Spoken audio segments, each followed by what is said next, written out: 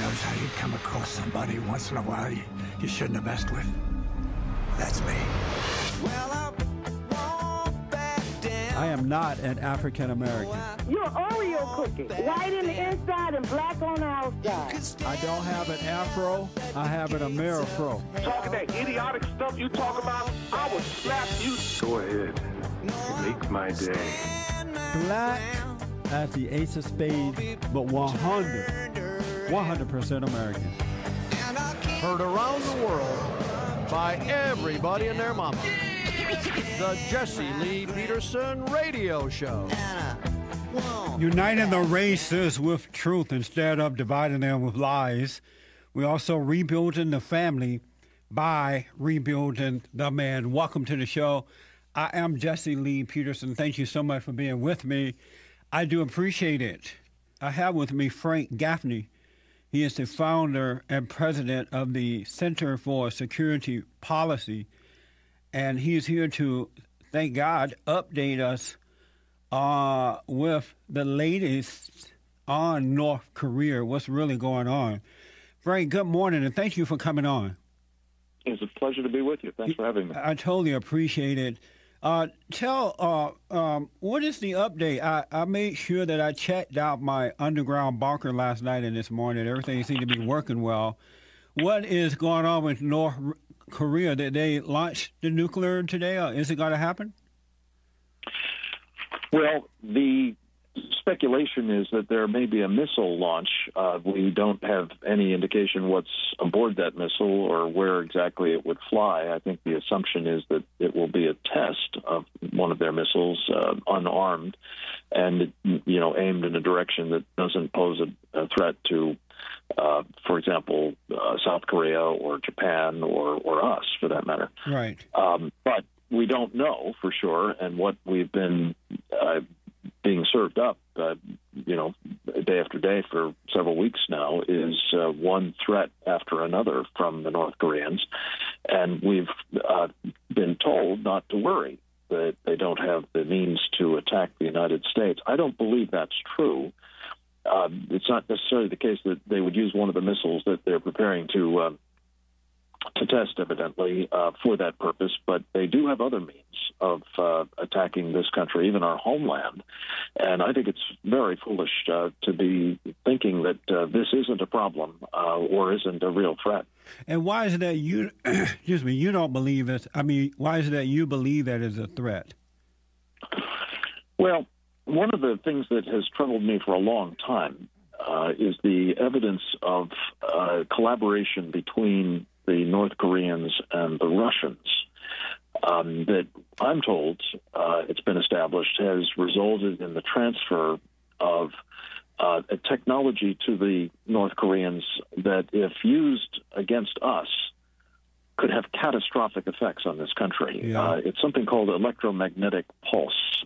And apparently the Russians gave or sold or otherwise transferred to the North Koreans a means of producing this effect with a super, as they call it, EMP nuclear weapon. And that weapon, just to give you a sense of what its implications could be, if it were detonated high over the United States, outside of our atmosphere, it would create this pulse of energy that would very seriously damage, if not destroy outright, much of the electrical grid of the United States.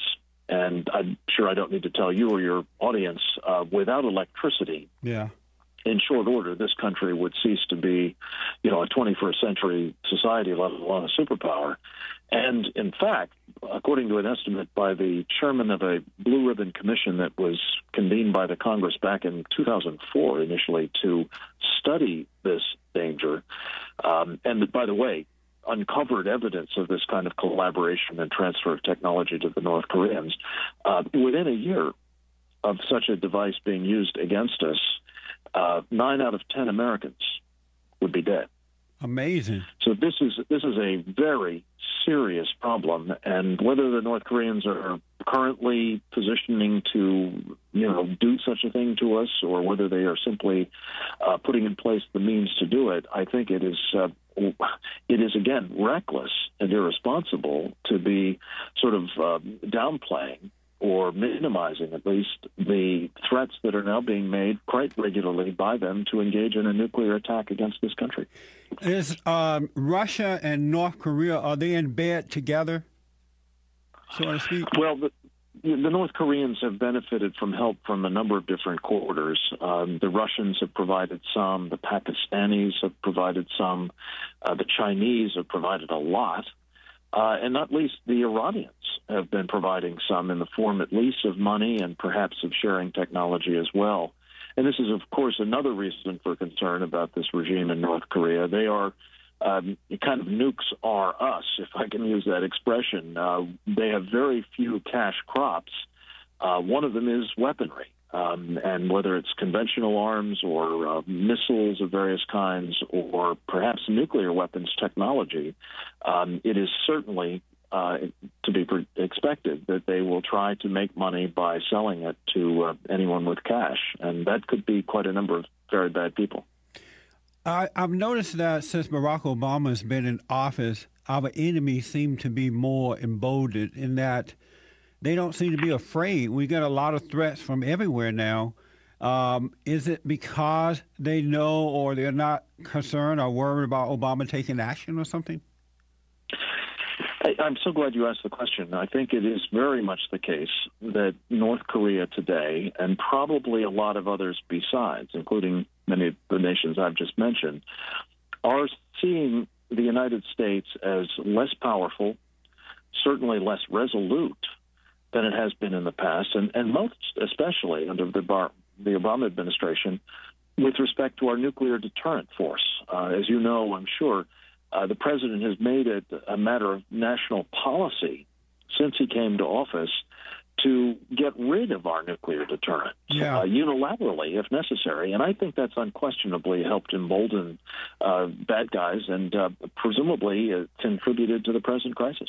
I believe I read that Obama was supposed to test our nuclear weapons, and I guess a week ago or so, and he refused to do it. He put it off until later.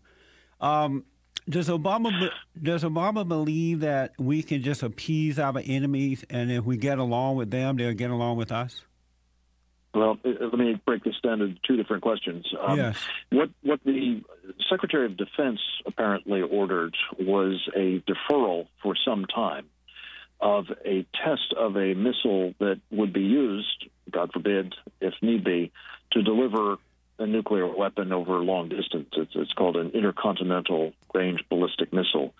And the thought was that it might be provocative for us to be testing such a missile, even though, it's been long scheduled and it is, frankly, quite necessary to make sure that those missiles work.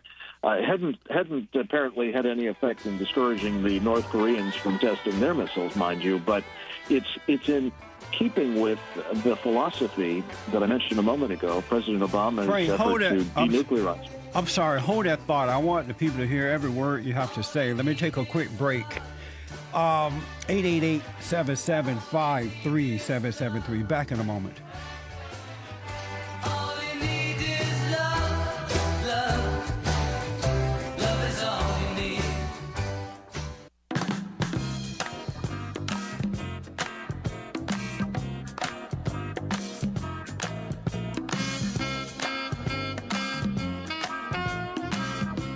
Frank Gaffney is with me. He is the founder and president of the Center for Security Policy.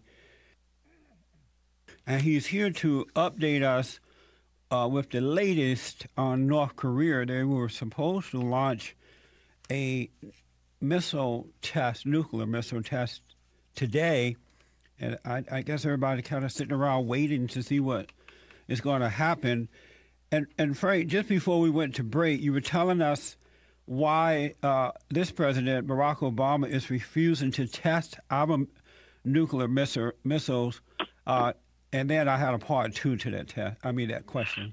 Yeah, just to finish the thought, if I can, the main point is that President Obama's Secretary of Defense Chuck Hagel, who apparently made the call to postpone this test, embraced the recommendations that were advanced by a group that's advocating this global nuclear disarmament claptrap of getting rid of our ICBM forces, our intercontinental ballistic missile forces. So this is worrying to me because I can see this being potentially a first step in that direction, just getting rid of the things altogether.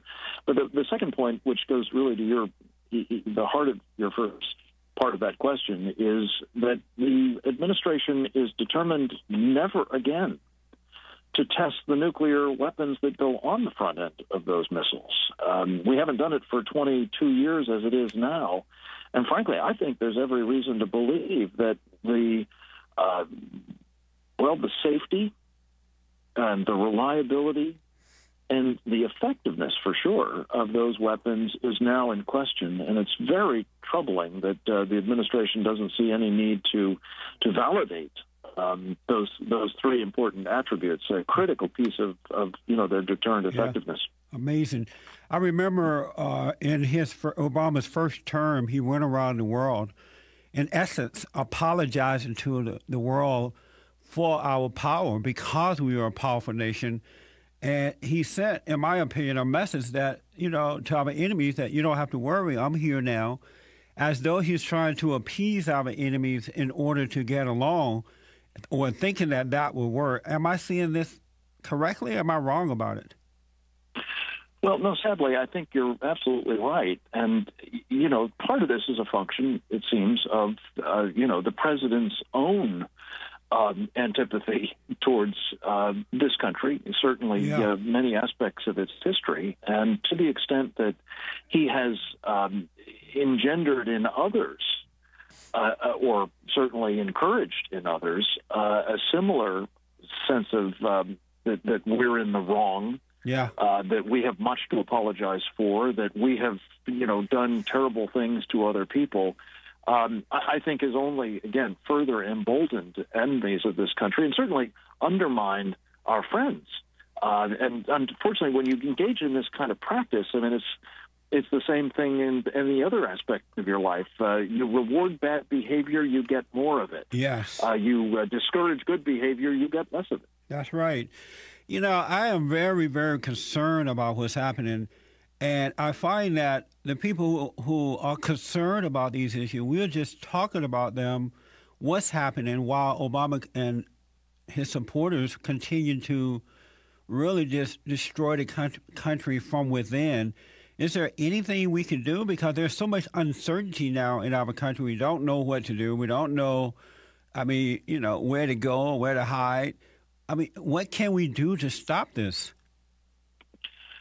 Well, unfortunately, we missed a very important opportunity, of course, in the last election, which is where you can do this most easily by simply replacing the administration. That opportunity now having been lost, I think it is incumbent upon all of us to, first of all, acquaint ourselves with these problems, not ignore them, to enlist as our representatives, the people we've elected, to participate in the governance of this country, particularly our members of the House and Senate here in Washington, and to ensure that as they engage, they're doing so in a way that is informed by our concerns. Yes. To the extent we're turning sort of a blind eye towards all of this, you can be assured that so will your representatives.